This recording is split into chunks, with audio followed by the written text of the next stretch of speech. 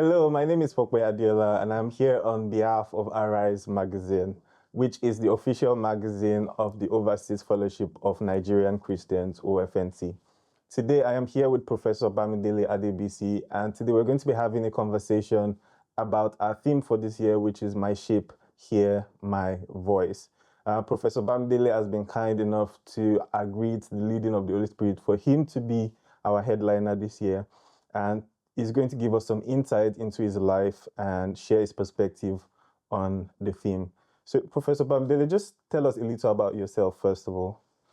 Thank you very much, Fokbe, and the Arise magazine for this great honor. Thank you so much. Yes, my name is Bamidele Adebisi.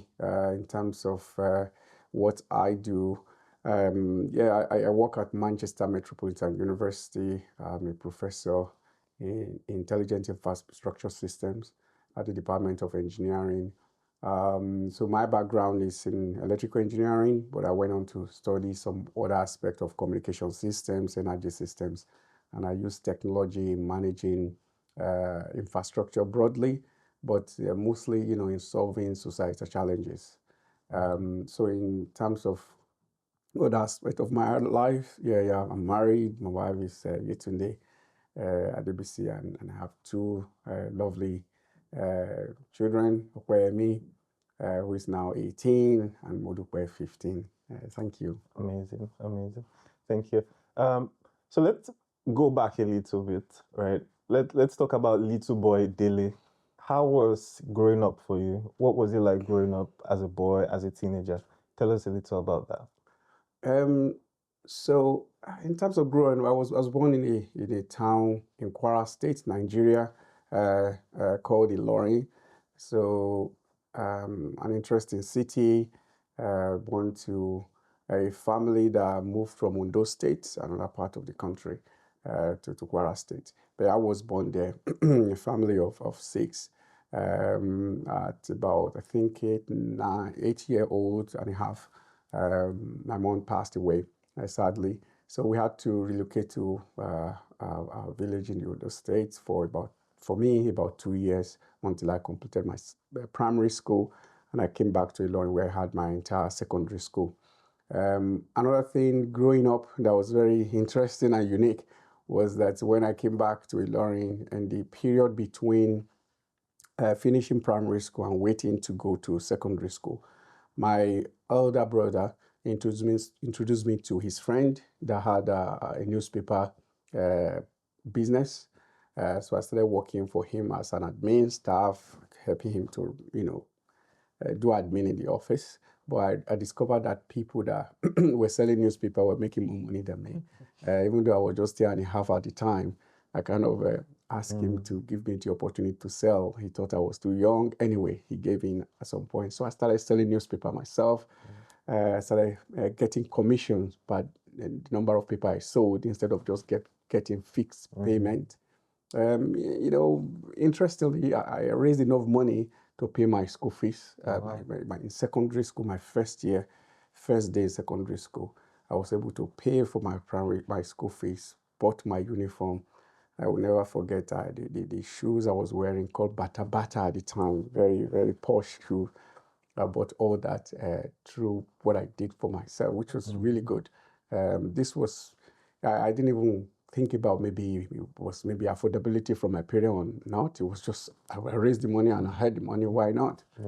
So that kind of helped me, and I did that throughout what you can call my early teens, up to like 15, 16. At some point, I actually started doing more than just selling on the street. I had started supplying to cities around some towns around Ilorin. Oh, wow. Yeah. Amazing. Well, it's interesting that you mentioned that, because my next question is for you to talk a little bit about what specific decision you took when you were young that you would say has kind of had a ripple effect that led to where you are now. There are many, of course, like growing up, many decisions, some of them, which you would say came out of advice, maybe from parents, it came out of support and mentoring and so on. And some, it was just out of what you think, okay, what's right. It's also maybe you see something in somebody and you think, I want to be like that, role models. So I can't tell you lots of stories about decision, but the one that came to mind right now is a decision really not to depend on anyone, So I mean, like the story I said earlier on about losing my mom earlier in the at very young age, which kind of disrupted the family a lot. My father kind of settled again, but it affected us as children for forever. And there were expectations. Obviously, you have expectations of cousins, you have expectation of people around you to kind of support you rightly or wrongly. And growing up now, you begin to know that maybe sometimes it was just it was a wrong kind of expectation, because the people you expected to actually support you, they were struggling themselves, but maybe you didn't know. But it got to a point, to avoid disappointment, I just decided in my heart, and I think it was a good decision, that I am not going to go to anybody for help anyone. Since, at a very young age, I was able to sell newspaper on the street and pay my school fees. There's something you should be worth more than that. So I actually started doing things like that for myself. For example, when my early stage university, when again, the unfortunate happened that I lost my brother that was actually sponsoring me to university. He passed away too, sadly. Still, instead of going to people and asking for me, I started a coaching school. Miraculously, I was supposed to just be teaching my sister, but her friends came around 2, 3, before you know it, they became 15. So I started a coaching school, which helped me supporting myself through school. So that singular decision of my hope will be on God, my help will come from God. I will not be disappointed by when, for example, I expect man to do something and they don't do it. I will create an excuse for them, if you like, it's just because they are struggling, maybe they can't. My hope will be in God, and I think it's helped me so much up to now. Oh, wow.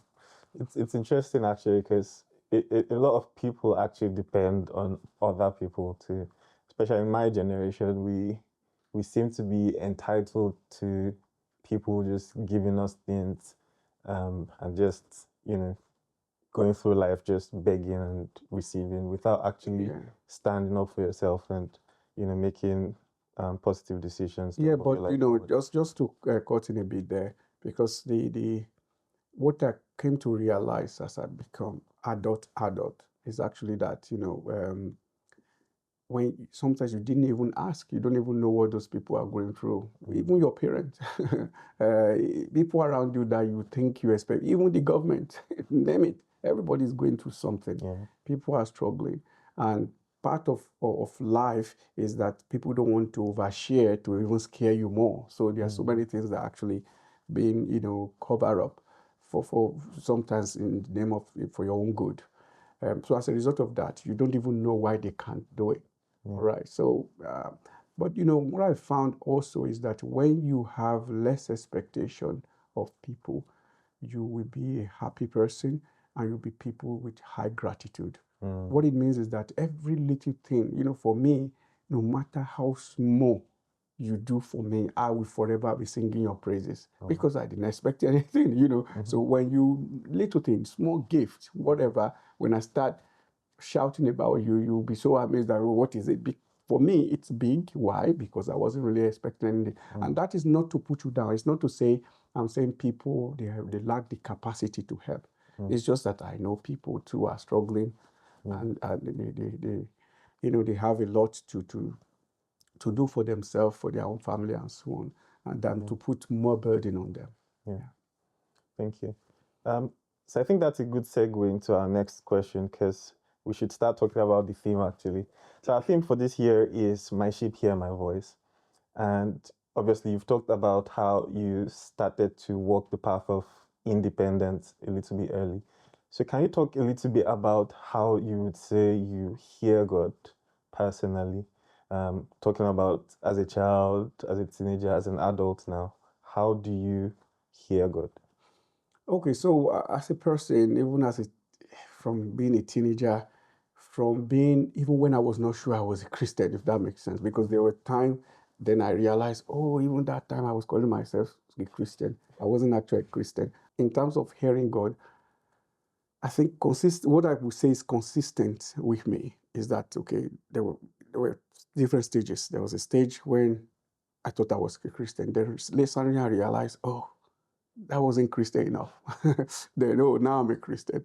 And I joke, about this, but it's actually true. Then there are another stage in life that I actually thought, even the one that I thought was a Christian was not a Christian enough. In fact, you'll be surprised that I baptized twice because I wasn't sure about the first one. And even up to today, I'm still somebody who believes, look, there's a lot more in Christ that I need to know.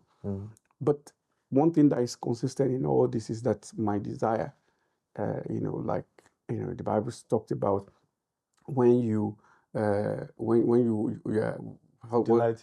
delight yourself in the Lord, and God will grant you your heart desire. So I read that in a slightly different way.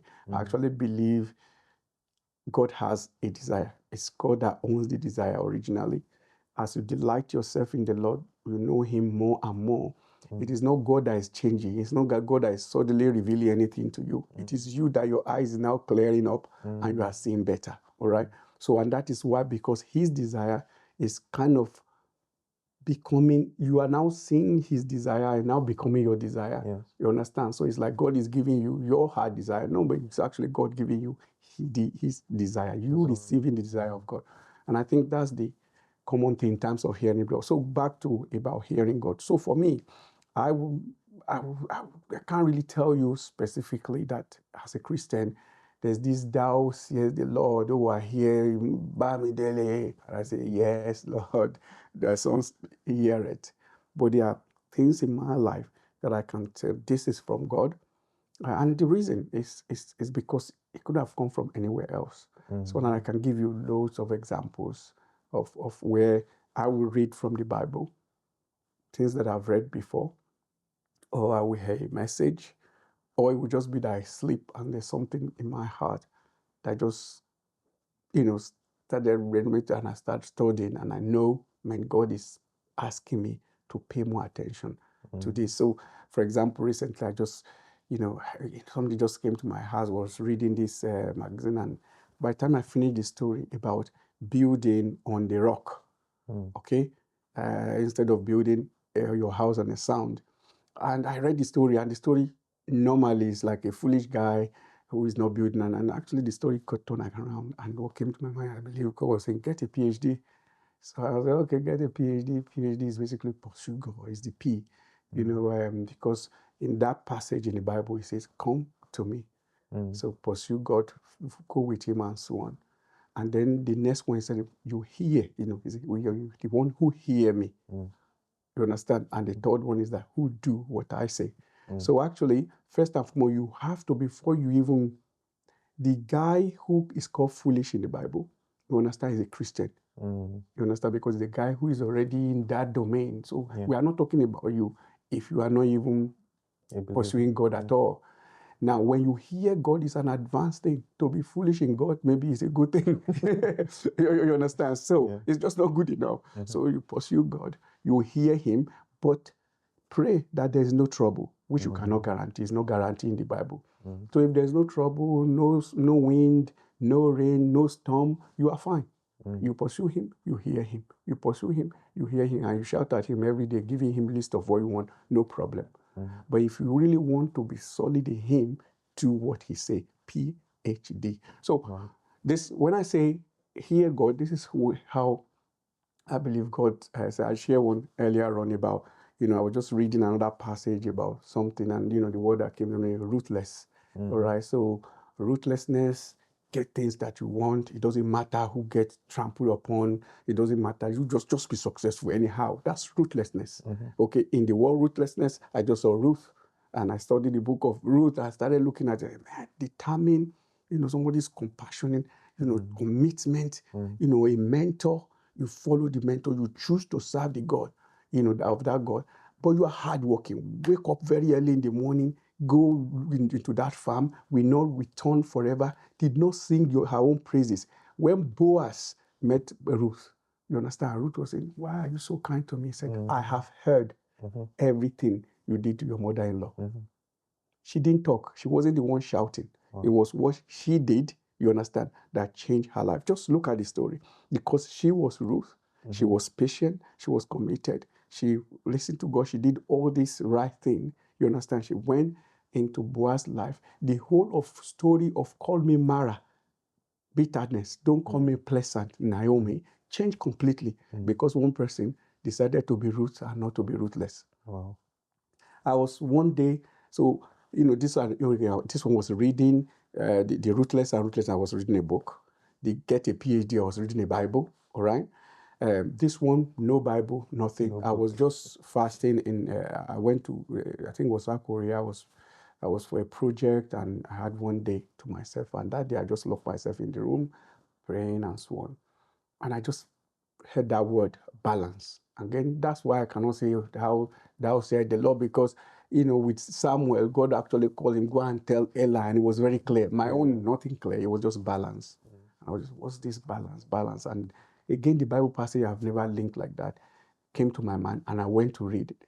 And I saw it again. As I'm a scientist, God speaks to me in simple maths, arithmetic, sometimes very complicated mathematics, algorithm as well. It comes to Bible to me. So this one was just minus fear, plus power, plus love, plus sound mind and self-discipline. That's 2 Timothy. Timothy, actually. So God has not given you the spirit of fear. And I'm confident and so on. And I started studying about fear. And as I was getting excited, I said, God has given you power, the power of the whole universe. Imagine that the space, time, and the space, time in the world, power, I used to do that calculation, and power is a force all over distance. So if God gives you over time, so if God, the whole force in the universe is God gives it to you. And his time is now zero, almost zero. When you have a big force over something that is nearly zero, that thing is infinity. So the power of God that we have is infinite. Wow. If I have no fear, that means I'm super confident. I'm very bold. I'm not afraid of nobody. If I'm super powerful, you understand? Fear is deleted, power is magnified. Then yes, I can do whatever I want. But there's also the consequences that I become conceited. I become very proud. I look down on people, and anybody talking about this. Yeah, and that's why God said, "I've added love." He gave me an example of these guys called Jesus Christ. So those kids, they were talking, shouting, and disrespecting you, Lord. Let's call fire. Why? Because somebody had done it before. Isaiah, or is it Elijah? Call fire and burn everybody down. They said Jesus should do it. What did Jesus do? He rebuked them. Jesus had power. Jesus was fearless. But what did Jesus do? Love. So you have all this also. You can't delete the mind that God has given you, no matter how intelligent you are. No, I don't care how much you know the Bible. You have to use your sound mind, self-discipline, sound mind. So God has. So for me, he's saying, if you want to be balanced in me, you're right. You have to come back. You can't delete any one of this. You have to be fearless in me. You have to receive my power, but you must love, and you must use self-judgment and self. Yeah. Wow. I can continue, but I will kind of end with one more. One day again, I'm giving you different random examples. So in this one, it was taught. This one, I was just sleeping, and I believe the Bible, God asked me to, I woke up and I opened my Bible to a particular passage in Isaiah. I'd never read it before. I'd never seen that before. And it was just saying, my people have committed two evil. Yeah, my people have committed two evils. They have forsaken me, and what have they forsaken me? Well, they have forsaken my living water. Yeah, and they have taken a water from a cistern that is broken. So I studied living water, what it means. And you study a cistern, a cistern it's like a ground dug, and water collected water from rain, from the ground. So it's the dirtiest water you can get with mosquito, with all kinds of water. It's the most useless water. Living water, they call it living because it is naturally running over stone. No infection. It's the best water. It's better than water from the well, because the well is still dug and it's still constant. This well is moving. Flowing, It's the yes. best water you can get. How can somebody leave such water, okay, and go get this? And then I started studying this and, different I see choices that we make in our life, how we make it, and God, and use. So this is, I can go on. In the past couple of years that God is showing to me, love is greater than sacrifice. I have this T-shirt at the back. It has Hesed, which is loving kindness, is greater than Korban, which is rituals and sacrifice. And in the front it says, loving kindness is greater than sacrifice. And I think it was just God reminding me, going to church, leading fellowship, doing all kind of activities that you do, and you do for me. You also do for people sometimes and all that. Good. But actually, sacrifice is all that. Showing sacrifices, spending your time, your resources, your money, your intellectual ability. God says, offer your bodies as a living sacrifice. Amazing, good. But love is bigger than this. So when you are doing it, think about love. So when you talk about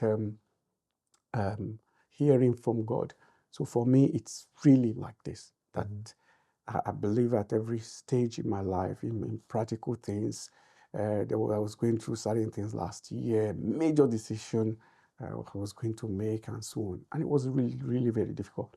And just God, it looks like I couldn't hear from, I don't know what to do. But God just gave me a lovely song.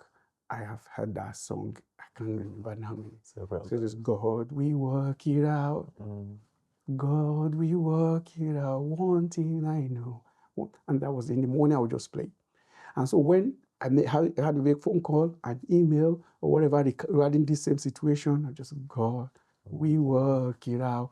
And He worked it out. It's unbelievable. So I got to a point, actually, in this particular time that I was thinking, I prayed, and I felt, maybe God was leading me to actually share. I hardly share things like this also with people, except so I have like a mentors and so on. So I ask one, and the person just tell me, do you know, with all these decisions, all these things on your table, there is none.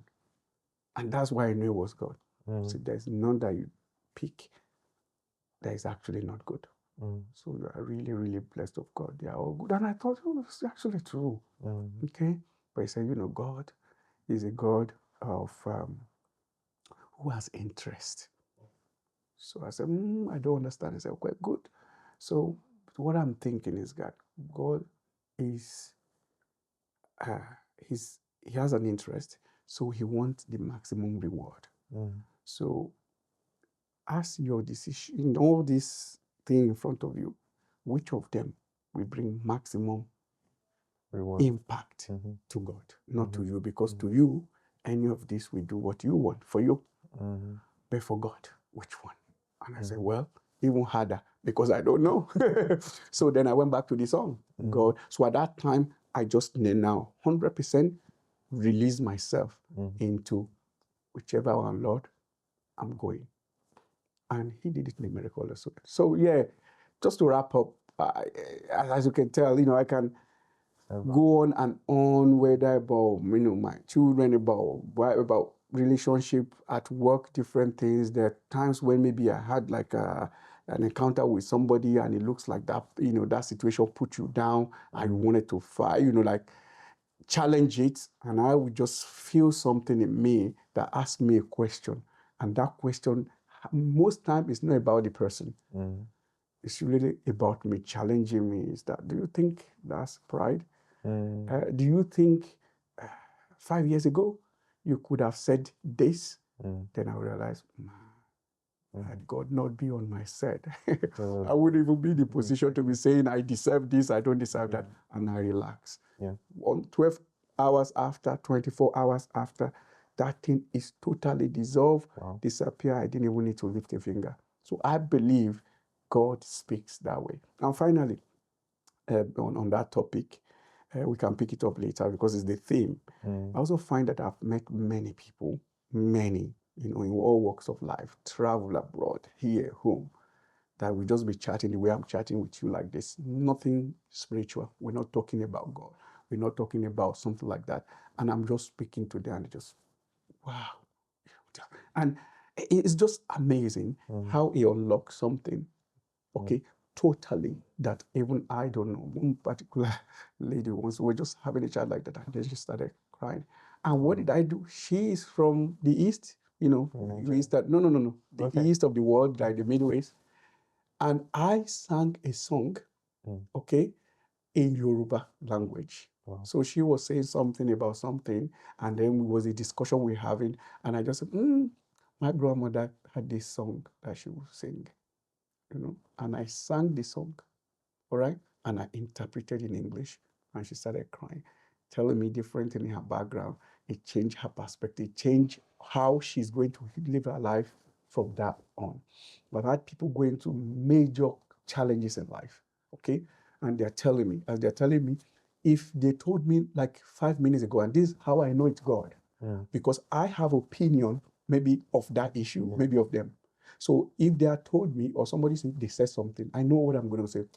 That guy, he needs to work harder, or maybe that. And then when they tell me, okay, I give one word or one perspective, and it changed their life, like totally different.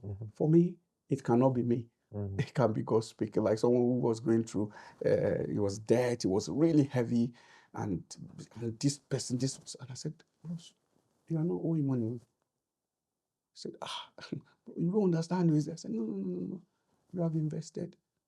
And I gave a story of, okay, if this were to be Chinedu, Chinedu went to the bank, took money, put it in a bank, in a shop. He will go to church and give testimony. I said, well, how does that? Exactly. He gave testimony for money collected from the bank to open a big shop. Why? Because he had hope. He has been trained for this. So he saw it as an investment. So I said, all that you've told me so far, you are using it for investment. So nothing to worry about. Go, sleep, snow. Why? You are not owing money. You have invested money, and this money will turn around. This is not happened to one or two of a few people, and it's transformed how they see it. And for me, even that I saw it like that, I don't know where it came from. So for me, wrapping it up really, as people, as we yield ourselves to the God who knows.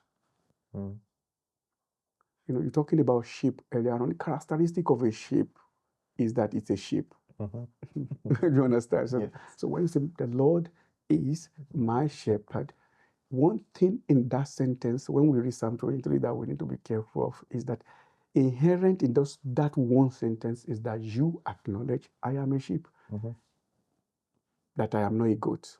Characteristic of a sheep is sometimes a bit of foolishness, sometimes a bit not knowing, sometimes a bit of sluggishness, sometimes somebody who actually knows there is somebody in charge.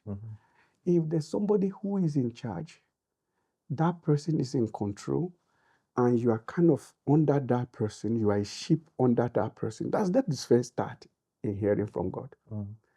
2, what do you believe in that person?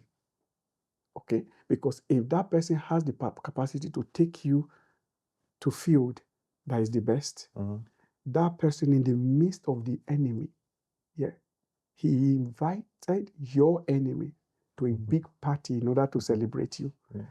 And this guy had no choice because they're powerless. They are there, So that's why I see people praying that the enemy should die for what?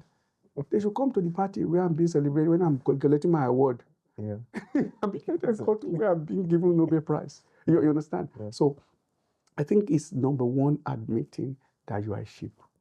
So if you recognize you are a sheep, and you recognize who the shepherd is and the ability of the shepherd, then surely you will want to be in the presence of the Lord. That's what that psalm finished with.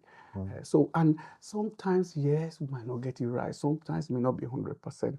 But as you delight in Him, then your desire becomes His desire.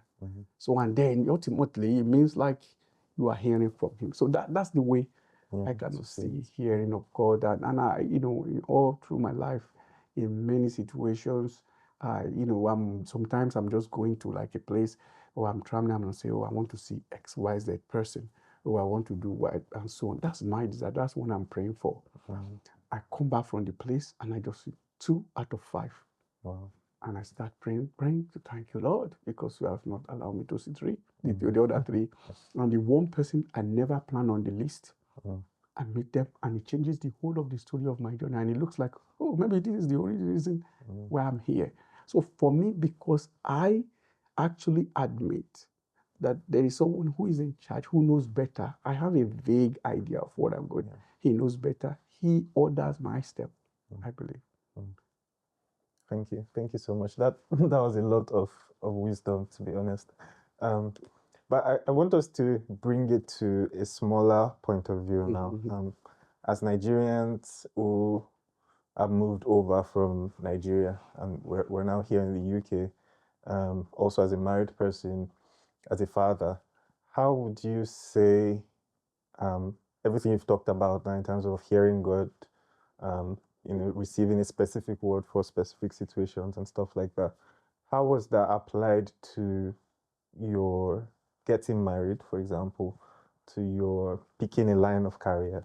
So let's say there's a young person who's confused. What should I be doing? What should I focus on right now? What insights would you give to that person in terms of like balancing it with hearing God and having a desire, using your head, your wisdom and all of that, and just making the right decision per time? So I think specifically maybe about moving to the UK. So for me, okay, when I was a lot younger in the Lorem, my dad used to take me to his office at the time, and I remember his boss, his son was abroad. So I met him once, and I remember my father would tell me, oh, so person's son ask after you, oh, he's in London now, something like that. So in a way, that planted a little bit, because the other day I was just reflecting on it. Why did I even think of traveling abroad? So I don't know why. So I know that's one thing that planted that seed a little bit. Then secondly, remember I said that I used to sell newspaper. So as a vendor, I used to read the news. It's not that you have to anyway. So as a vendor, because you have Guardian, Tribune, many papers in your hand, and you have headlines. The customers, they are coming around, and you are kind of trying to advise them. I say, you want sketch? And they said they want a particular news. You should be able to tell them quickly. Vanguard carries it in more detail. So that's so I read newspaper. Also because it was in the sun, very hot, scorching sun, that you sell newspaper walking around. When you are really very, thirsty and tired, you try and walk into a bank that has an AC, and sell to, you walk to an office that has an AC that is cool, and you try like public place with AC. Bank is the, was the easiest one. Then Target, you walk in trying to sell to people in the bank, the customers, but at the same time enjoying the coolness of the AC. But in the meantime, I read newspaper as well. So one of the things that I found in the newspaper is that I saw that a lot of CEOs of organizations in Nigeria, top lawyers, Ghanaian, all of them, one way or the other, they've spent 1 year abroad doing masters, doing something. So I think these two things kind of influence very early on, influenced me about traveling abroad. Then I read a book about this man, Taishulari. He's still studying in the UK for like 8 years. His book, To Mother with Love. Then Awolowo as well. And, just all these combinations that, okay, there must be something in that place that people go and study 1 or 2 years, then they come back and they do something big. Okay? So right from my undergraduate, I started thinking about it. So then I saw a couple of friends here talking about it as well. So for me, it wasn't like the typical japa, because it was already something in my mind that even when I got a job, a very good job in the bank and so on, it was something that was still at the back of my mind. I already had admission in doing my NYSC, also doing. So, and I remember my wife, who was at the time we're friends, I remember telling her one day that anybody who is going to be with me must really want to go to that abroad, even if it's for a short period of time. But I know my short will be minimum 10 years. So that was, again, remember, it wasn't like a thou said the Lord, but I saw different phases of me processing my visas, getting the admission, and each work of it that I knew only God could do. Yeah. Example, when I was leaving, I finished university and I was going to wait for 3 months, waiting for call-up letter for NYC.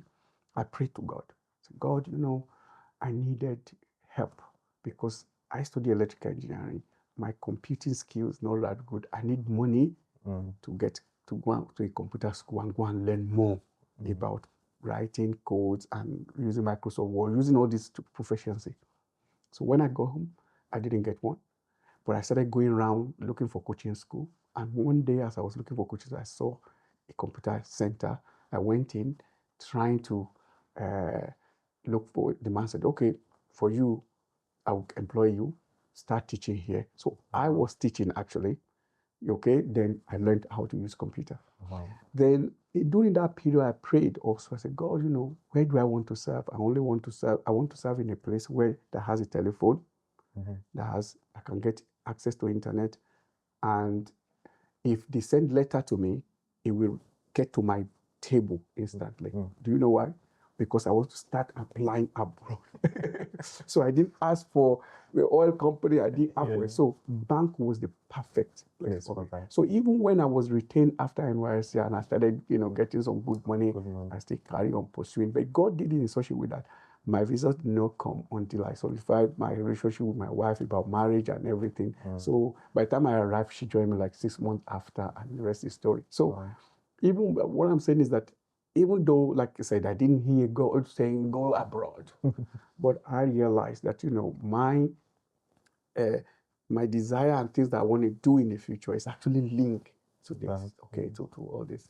And when I came here as well in studying, I got admission to study a particular university. I went to church one morning before I started the course. I just saw one guy. He was chatting with me at church. I said, oh, what are you studying? I said, oh, no, don't study that course. I said, why? And he gave me a very good reason. You know what is funny? He was studying that same course. Wow. And studying the university, he said I shouldn't go. Then he gave me very good reason why I must not study that course, because it's a stupid thing to study. While we do electrical engineering and you are doing computer network, anybody can do that. But he said, I know you will say I'm doing my own, but it's almost free because where I'm working, they are paying for it, blah, blah, blah. But you are getting low to do this. My school fees was not enough. I didn't have enough school fees at that time. Then the guy said, don't go to a university. I said, but that is 3,000 more. He said, it's better for you. But that's what I did. Wow.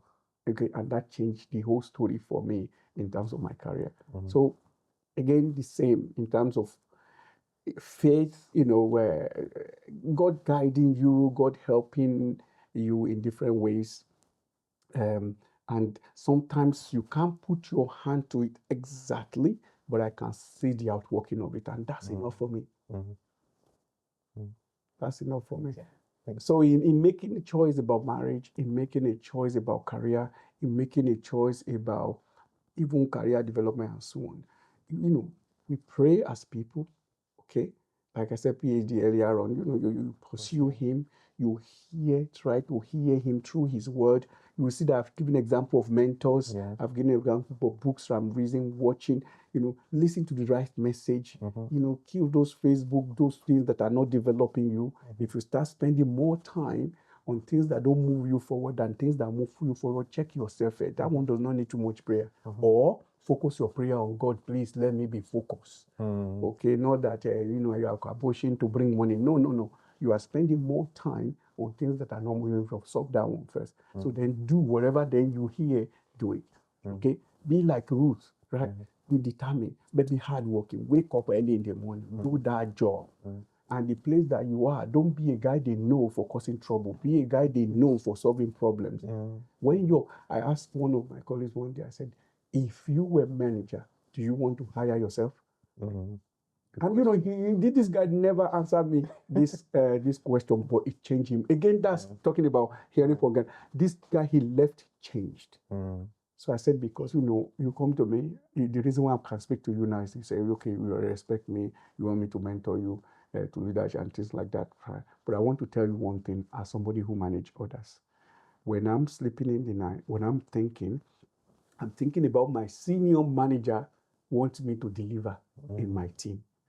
And I'm thinking about those people that are managing. Oh, who can I call as a solution provider? The question is, when I'm sleeping in the night, what do you want me to remember about you? That's number one. Number two, you become me. Would you hire yourself in your team? Because if the answer is no, then you need to change, right? Good question. Thank you. Again, wisdom. All right, so next question.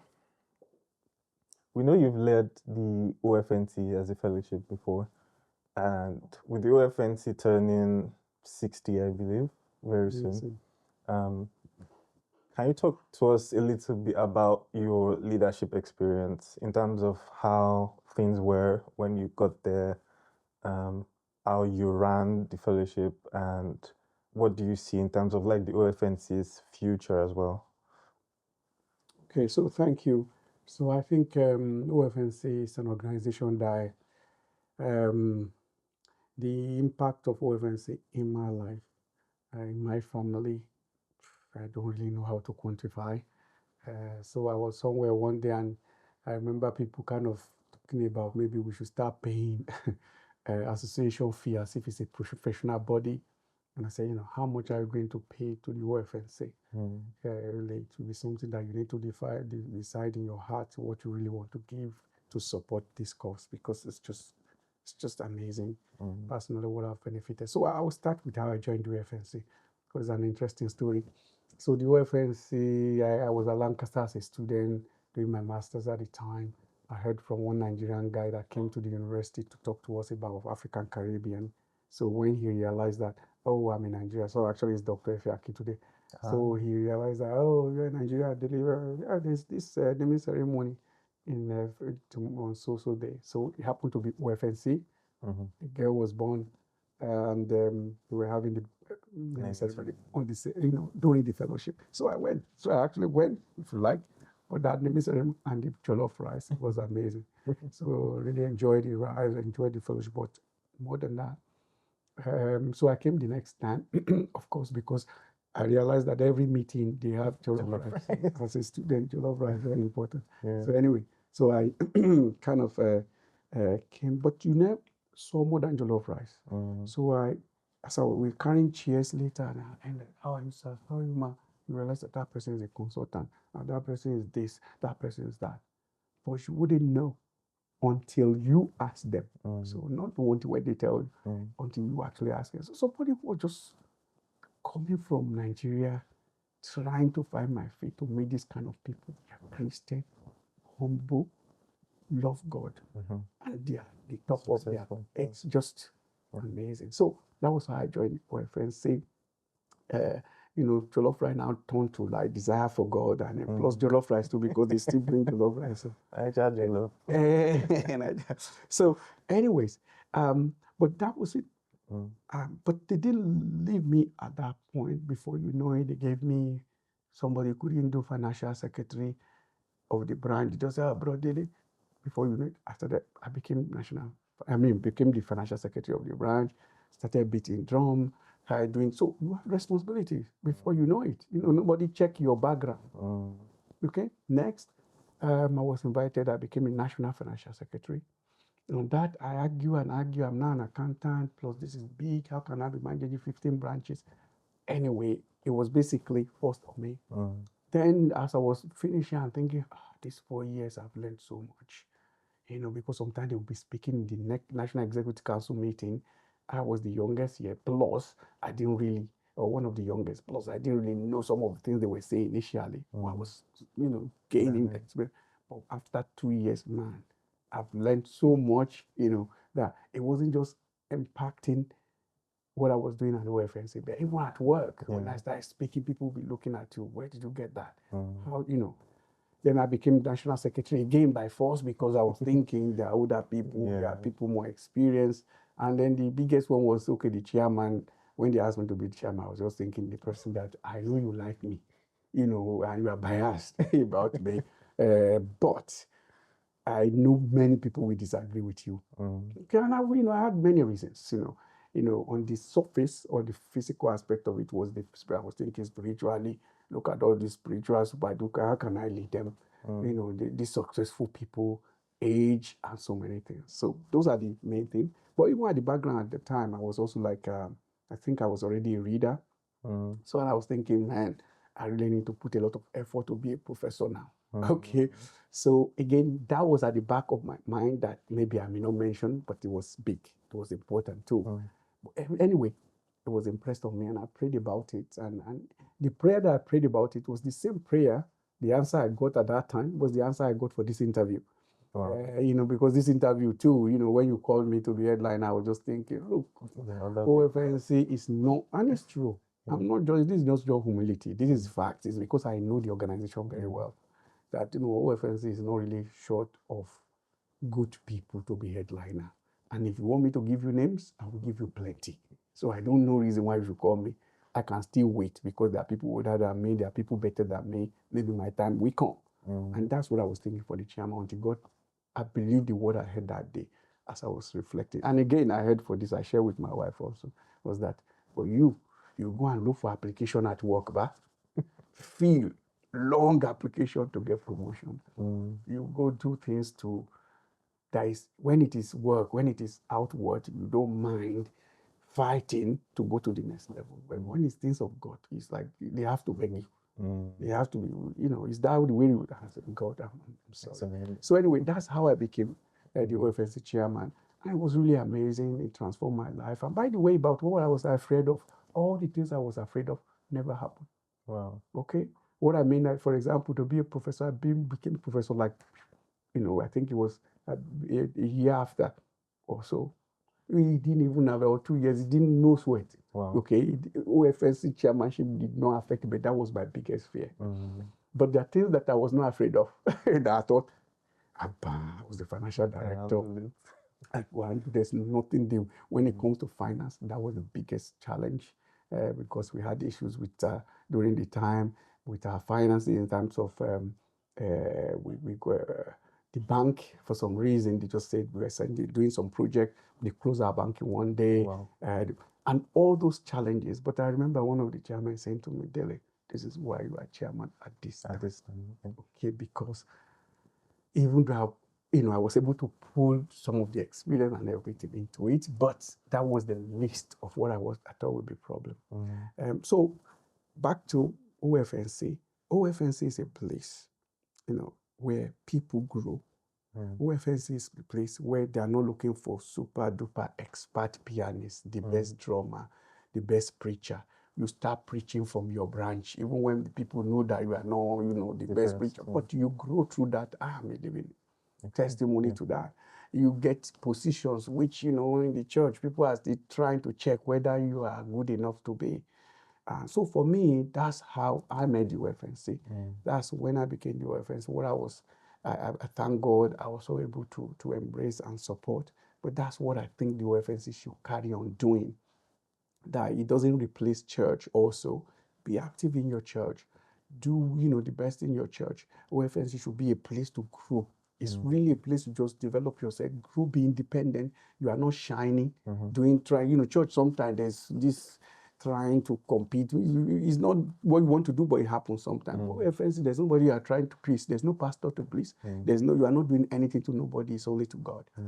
So I think that should continue. So that and then our influence also, because we are kind of multi denominational and non-denominational, if you like. So it gives credence to the fact that actually people of diverse background can work together. I remember as a chairman, somebody challenged me about that. I said, any Christian. I said, any Christian, any. That you are talking about, I was a CN. I was brought up CNS, cherubim and seraphim in glory. You understand? Not even the posh one on the Emirs Road. The Zen, what do they call them? The real small. Yeah. Wow. Okay, that's where I grew up. For me, is Jesus Christ your Lord and Savior. Okay? Amen. then keep the doctrine. Anything outside of that, the Bible, keep the doctrine at the door when you enter. When you go to your church, do your doctrine. Here is about Jesus Christ as our Lord. And we'll see how love first in our midst, where there's no Hausa, there's no Igbo, there is no, whatever you are, you come. You see people from other countries as area secretaries. You see people from, because of that. So it's something that I pray will really continue, that young people, people of young mind can come in and not be expected to be the best, if you like, at anything before they can be given responsibility, before they can start. Because if you say, oh, the next person doesn't have experience, when are they going to have experience? So I challenged one of somebody when I was the chairman one day, and she said, that's amazing, because maybe they didn't look at it that way. I said, do you know the number of people under your care? Do you know? Check it. So if you are leader of youth in OFNC, you are literally like leading 250 or more across the country. Wow. All over the country. You are in charge of their well-being, of their life. What a responsibility is that? And the question is, how many people out there will give it to you? Without saying, no, you must be the super duper this and everything like that. So, but in that you grow. So just you lead Arise Magazine, for example, lead the editorial of that, lead this, lead that. And that's the place to grow. But it's not to grow and then you remain in OFNC. It's a place to grow so that you go out there and people have, something is different about you. Something is different about you. So maybe it's a work or project that I'm doing, international project and things like that. Just 2 weeks ago, I was in Nigeria, in Ofa, and they asked question and answer. There was a question and answer, and they asked one question, and I gave an answer, and everybody went quiet. Say, I know it's not the right answer, but this is the way I've done it, and I've done it for more than 15 years now. It has worked. I will not change it. I'm not saying you should use it. It's working for me. And what is the star? Is a very simple one. That for me, I have learned that actually working in a team and working with them and trying to take glory slows me down. So I don't really mind who takes the glory. 1, 2, when there's 5 or disagreement, I'm happy to be wrong. You understand? The most important is, do we get the answer? Are we successful? So I go through that, a bit of slow motion, a break of back burner, a bit of, if you can even the class style of leadership where it's not really you will shine or something like that, but it works. Okay, so I learned that in UFNC. I learned through my mentor, Dr. Ibela Adegoke, Dr. Alba Okoye, and many others, the way they handle meetings. So we're going to next meeting next week. They already finished the meeting sometime before you attend because they've rang you up. That meeting, have you done it? This one. So when we get to the meeting, we've already done like half of them. So I see how they manage people, how they handle conflicts, how they...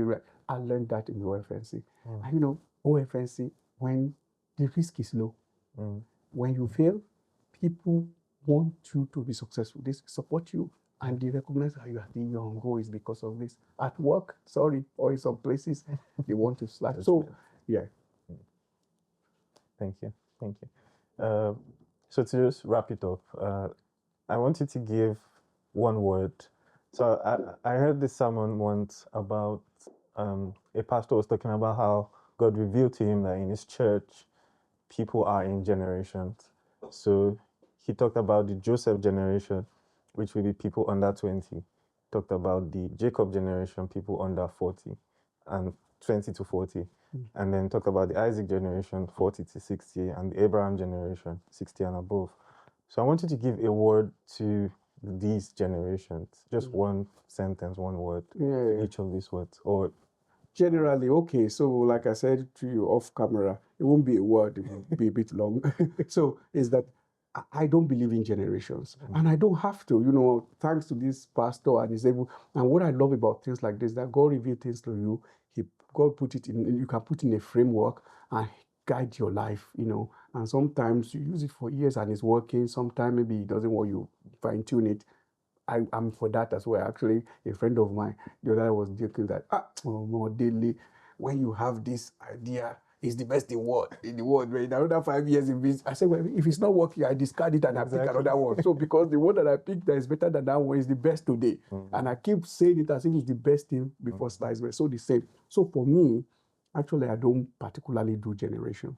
And the reason for that is that actually what I found is that in any generation that you are, in any age that you are, you will have to make a choice.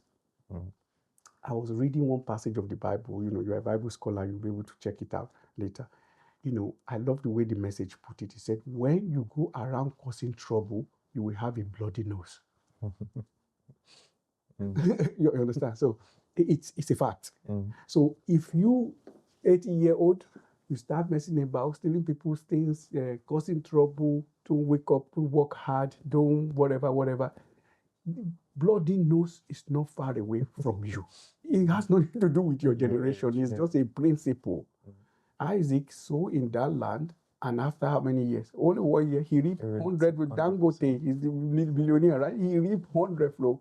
And God blessed him that people begin to fear him. President begin to fear that this guy is becoming too rich. He has the biggest, refinery. They've been trying to be for years, all right?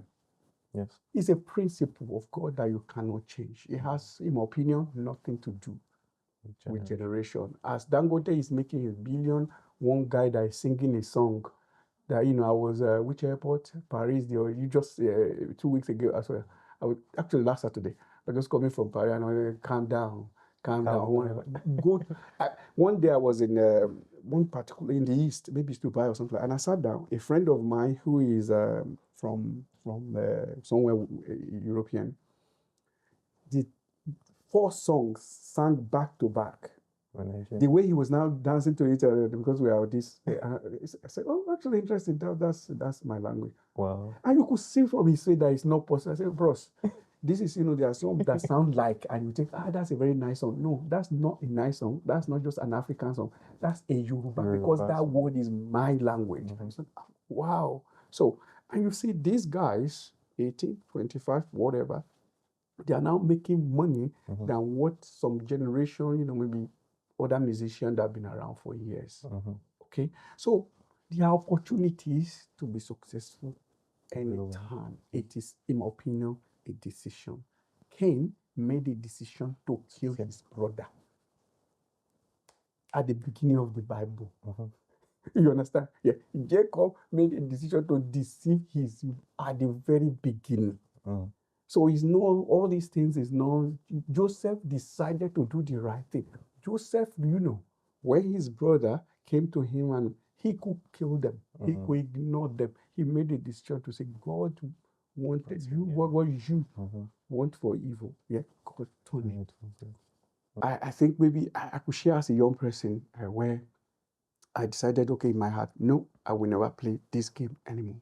Okay, I decided. Why? Because I realized it was just it was playing in my head. The same like my phone, for example, is permanently on silence. Why? Because if I don't, after a few weeks of leaving it like that, even when my phone does not ring, I start hearing my phone. So because of that, so I don't need anybody external to tell me that. I know somebody will say that's simple. Fine. If it is simple, make every other thing in your life that is disturbing you simple. Just switch it off. Just move on. Just take a holiday and say, on Wednesday, on Thursday, on Friday, I'm not going to use WhatsApp. I'm not going to use so nobody will be there. The last election, which was 2 days ago, I was reading a newspaper and somebody was giving a YouTube expert on how to stay awake during the night so that you can watch the TV from 10 p.m. until they release the time. Except you are a politician who is following it and you are working for one of the AP, or you are chief of staff to the prime minister to be, or whatever. If just you and I. So as I read that, I said, that's good tips. And they got a professor of insomnia, a professor of sleep, an expert in like coffee and whatever to do the analysis. And I just said, my own solution? I'll wake up tomorrow morning after my prayer around AO, I'll go to BBC. And that's exactly what I did. Wow. You understand? So it's simple thing like that. For me, they are not linked to generation. No. So name it. You can say, oh, it's true, pornography is so common on the phone now. When I was growing up, okay, it was there too. And people were consuming it at a level they could consume it at that time. You know, right? Just if you bring any topic, I will challenge you to the fact that actually things were worse before. You know, before as we stop, I'll give you one thing. A lady preached in my church one day. It just changed my. I thought this is amazing. Sister Mary, she brought this statistic that shows. Do you know? Only about 100 or so. Maybe I can't remember now. I'll get the statistics right. Men, about 50% of men will be dead by the time they are 25 or 35. Oh. Yeah, I bet so a few years ago. Do you know why? Yeah, they were killing themselves for food and women. So because I'm afraid that if I let you be around, that food is not going to go on, just chop your head or we are fighting over women. Do you know the number of men that are alive today until 80? Oh. Okay, that's civilization. Okay, this is God showing us how that we can improve. Nobody reports that, you know. Yeah, people report homelessness. They report a lot of things. That look at the improvement in human generation, number of people that are not dying as a result of us competing over this as male. Look at the number of people that are not dying as the result of disease and so on. So you can actually say some things are better in this generation. Definitely. Does that make sense? So we were worse before. So to say the old yesterday was better, I don't agree.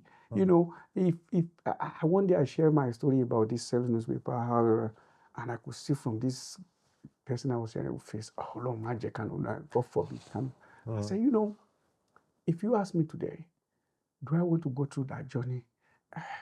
And I know what I know now. Maybe I want to. You understand? Because they're just things that I do today that are so different because of what I learned on that street. Things that are, you understand? So it looks bad, but actually, you don't have to go through that. You can create your own. Yours will be TikTok. I have a friend of mine, the son from 12 or so, go online. There's a website where he gets job on he taught himself how to use Excel, macro, advanced macro. This, I think it was 15 or so, 16 then. And he bought laptop for himself. He makes money from it. You understand? So it's a choice young people are making today too. So let the young people know that if you move forward, okay? If you don't move forward, don't generalize it. Don't say it is my generation. No, it is you that you are failing. Because in this generation, if you look well, there are guys that are making it. Go and find out from them. Leave the one that are not making it, because long time ago there were plenty that didn't make it too. So for them, you know, that's what I would say. Make the right choices. If you don't have it, know the choice to make. Pray to God. Look for good mentor. Ask yourself. Go to a deep sleep and ask yourself, who is the person I want to be? If you know the person, go and meet them. Thank you. So regardless of your age, make a choice, make a decision that moves your life forward. Yes. Because there are opportunities in every generation. Yeah. In fact, you might argue that the fact that they say this generation is entitled, this lazy, sets you apart. Because when people now see, it's still just, I was having a conversation with somebody on Sunday, and I said something, and one guy just said, no, don't compare that. No, this guy, I know you are saying this generation is this one. This one that will wake you is not like that. So what people will do 10 years ago, 20 years ago, that would be normal. You will do now, and it's special. It's even a plus to you. So why complain about this generation? So it's you that should change. Thank you very much. So that brings us to the end of this conversation. Thank you very much if you've stayed all through, thank you very much. But if you've seen clips of this, also thank you very much for watching. Stay tuned for the edition of this magazine. It's Arise 33 this year, the 33rd edition of the Arise magazine. Should be out in August around the family conference for OFNT. It will be available on our website as well, where you can read and share. Or if you want hard copy as well, you can send us an email if you're not a member of the OFNT, where you can easily get it, and we'll send you a copy. It's totally free, by the way. You don't have to pay for it. So thank you again for watching, and God bless you. Thank you, everyone.